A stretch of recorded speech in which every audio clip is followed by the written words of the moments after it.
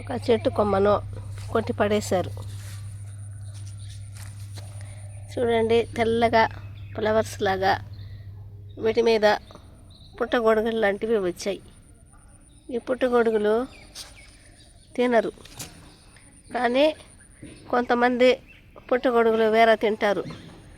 ఈ చెట్టు మీద కూడా, ఈ చెట్టు ఎండిపోయిన కొమ్మలో కూడా పుట్టగొడుగులు వచ్చినాయి. చూడండి, దేవుడి సృష్టి ఇవి ఎలాగా ఉన్నాయో చూడండి. ఒక పువ్వులాగా ఉన్నాయి. చూడు, పుట్టగొడుగులే ఇవి, పుట్టగొడుగులు. కానీ ఇది ఏమిటో ఒక వెరైటీగా వచ్చినాయి.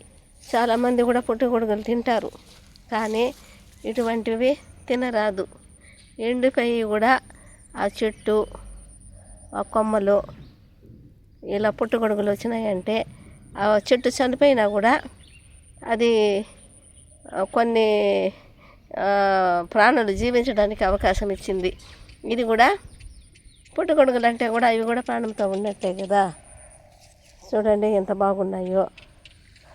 ఇక్కడ అదేలాగా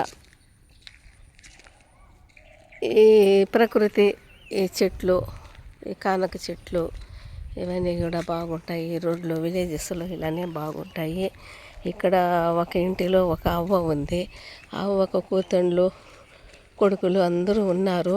ఉంటే కూడా ఆమె భర్త జ్ఞాపకాలతోటి ఆ పాత ఇంటిలోనే ఒంటరిగా ఆ 4,000 పెన్షన్ తీసుకుంటూ హ్యాపీగా జీవిస్తుంది. చూడండి, పాతకాలం నాటి ఇల్లు, దాని కమాను ఎలా ఉందో చూడండి. హౌస్ కమాను ఇప్పుడు అలా ఉండవు.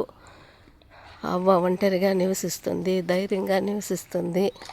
చాలామంది కూడా పిల్లలు ఎంత మంచి ఉన్నత స్థాయిలో ఉంటే కూడా వాళ్ళు స్వతంత్రంగా వాళ్ళు పాత జ్ఞాపకాలు వదలలేక వాళ్ళ ఇలా ఒంటరిగా వాళ్ళు భర్తతో జీవించిన జ్ఞాపకాలు, చిన్నపిల్లలు పెంచిన జ్ఞాపకాలతోటి ఇలా ఉంటారు. వాళ్ళని పిల్లలు చూడలేదు, కొడుకులు చూడలేదు, కూతుళ్ళు చూడలేదు, వాళ్ళ బిడ్డలు చూడలేదు. అందువల్ల ఇలా ఉన్నారా అని అనుకోవడంలో తప్పు. కొంతమంది చూడరు బిడ్డలు, కానీ చూసేవాళ్ళు కూడా, బిడ్డలు బాగా చూసే పేరెంట్స్ కూడా ఇలా వాళ్ళు పాత జ్ఞాపకాలు, వాళ్ళ పాత ఇల్లు, వాళ్ళు మానసికంగా సంతోషంగా ఇలా బిడ్డల దగ్గర ఉండలేక వాళ్ళు ఎక్కడ అలవాటుగా ఉన్నారో అక్కడ జీవిస్తారు. అలా అని వాళ్ళ బిడ్డలు చూడలేదని మనం అనుకోరాదు. బాగా హ్యాపీగా జీవిస్తుంది. ఇలాగా చాలామంది ఒంటరిగా అయినా కూడా వాళ్ళు స్వతంత్రంగా జీవిస్తున్నారు. ఉసిరి చెట్టు చూడండి ఎంత బాగుందో, ఎంత పెద్ద మానుగా ఉందో చూడండి, అందంగా ఉంది చెట్టు. ఆ పాత ఇంటిలోనే ఈ చెట్టు ఎంత బాగుందో చూడండి. అవ్వ కూడా మంచిది, లోపల ఉంది. ఆమె బాధలు కూడా చెప్తుంది. అప్పట్లో ట్యాంక్ ఎలా కట్టించారో చూడండి. మనకైతే చాలదు, వాషింగ్ మిషన్కే చాలదు ఈ ట్యాంకులో నీళ్లు. అప్పట్లో పాతకాలంలో కట్టిన ట్యాంకు, ఆ నీళ్ళే వాళ్ళు వాడుకుంటారు. మనమైతే గుడ్డలు ఇప్పుడు వాషింగ్ మిషన్లో వేస్తే ఆ గుడ్డలకే చాలదు ఆ నీళ్లు. చూడండి, ఇట్లా చాలామంది ఉన్నారు పాత ఇళ్ళల్లో, వాళ్ళ జ్ఞాపకాలతోటి హ్యాపీగా ఉన్నారు. ఇంకా బిడ్డలు కూడా వాళ్ళు సంతోషంగా ఉండనే వాళ్ళ ఇష్టానికి వాళ్ళు వదిలేశారు. వాళ్ళు సంతోషంగా ఉండడమే కావాలా. పెద్దవాళ్ళకి ఎట్లా ఇష్టమో అలా పిల్లలు నడుచుకోవడం కూడా మంచిది. ఎందుకంటే వాళ్ళని బంధించి బాధ పెట్టి మన దగ్గర పెట్టుకోరాదు. వాళ్ళు కాళ్ళు చేతులు ఆడిన వాళ్ళు, వాళ్ళ పని వాళ్ళు చేసుకున్న వాళ్ళు, వాళ్ళకి వాళ్ళు ఇష్టం వచ్చిన చోటు ఉండడమే మనకు కూడా మంచిది.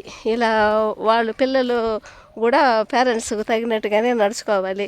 ఒకప్పుడేమో పేరెంట్స్ చెప్తే పిల్లలు ఎలా చెప్తే అలా పేరెంట్స్ చెప్తే నడుచుకునేవాళ్ళు. ఇప్పుడు పిల్లలు చెప్పినట్టుగా పేరెంట్స్ నడుచుకోరు. ఎందుకంటే వాళ్ళు స్వతంత్రంగా, వాళ్ళ హ్యాపీగా వాళ్ళ లైఫ్ అనేది వాళ్ళు సృష్టించుకుంటారు. మరీ బొత్తిగా లేని పరిస్థితుల్లో, సీరియస్లో ఇంకా తప్పకుండా పిల్లలే కదండి వాళ్ళని చూడాలి, ఇంకెవరు చూస్తారు. అటువంటి పరిస్థితుల్లో తప్పనిసరిగా వాళ్ళు బిడ్డలను ఆశ్రయించవలసి వస్తుంది. తప్పకుండా అప్పుడు బిడ్డలు వాళ్ళని చూస్తారు.